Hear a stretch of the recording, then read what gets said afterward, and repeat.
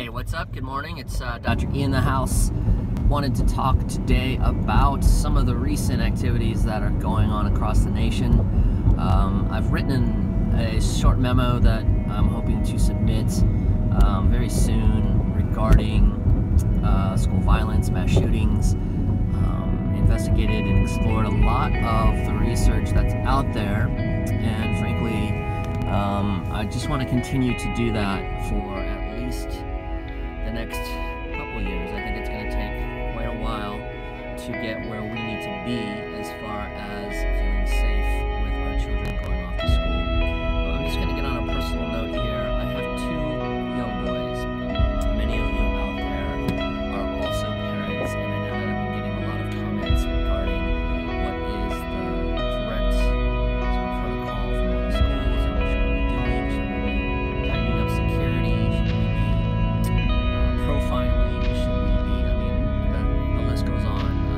I'll do another video on that as well. I do want to identify that Parkland, Florida, Douglas High School down there, had extremely good security.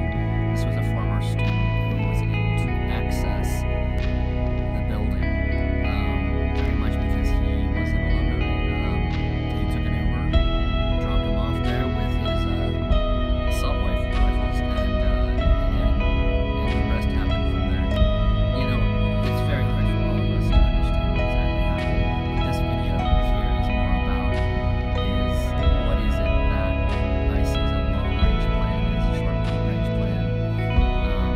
As a department chair and school psychologist, I am very much affected by this, but to go back to my story with my children, they start in a science school just outside of the district next Monday. Currently, their mother and I are taking them to school and picking them up. But at some point, there will be an option to allow them to take transportation, and I'm also a little nervous about that, of course, other people driving my children around. But what's more unnerving is that I feel as if we've said it 1,000 times before. Everyone feels as if they're on borrowed time. I don't know how to decrease people's anxiety about feeling that way, because I have a very hard time to decrease my own anxiety about feeling this type of fear. We don't want fear to win, so we have to attack this from multiple avenues and strategize as to what will affect change in the long run. I do think we need to look at the gun laws. I think we need to look at the data of people who carry guns. 44% of gun-owning homes in America state that both mom and dad keep a loaded weapon in their house. And it was stated even furthermore to substantiate that they've kept them there in fear that there could be some kind of tyranny or somebody coming to, essentially they're going to defend themselves if they need to. All right, that's an alarming statistic. We also have to look at other countries, as I've said, even our direct neighbor to the north, Canada. We have to look at Australia, we have to look at Finland, we have to look at Japan, we have to look at culture, and if we are this beautiful melting pot or salad bowl of cultures in America, I think we can bring our strengths rather than just be run by a cesspool of gun lovers. To say, you know, to nothing, no disrespect, I have no problem with people who want to own guns. It's just that this needs to be tightened up. This needs to be looked at closer. There needs to be no loopholes. There needs to be no NRA in bed with Congress. There needs to be no blood money taken by congressmen. There needs to be no promises made that nothing will change.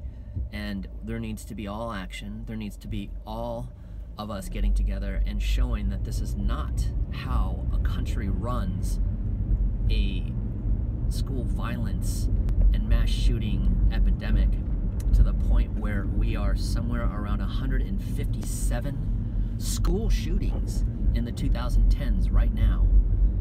And when I was growing up in the 70s, we were at a total of 30-something very decade. So, you know, there's an exponential growth of mass shootings. These are school-owned. These are not just mass shootings in America.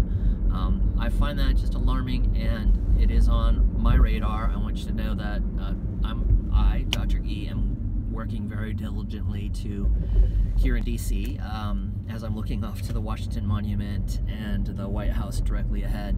I'll be posting videos of the walkout yesterday with what looked like thousands of middle school and high school students, as well as supporters from local businesses. We were there from the Chicago school, everybody from the dean to faculty to students to staff, in support of getting the message out there. We need to do something now.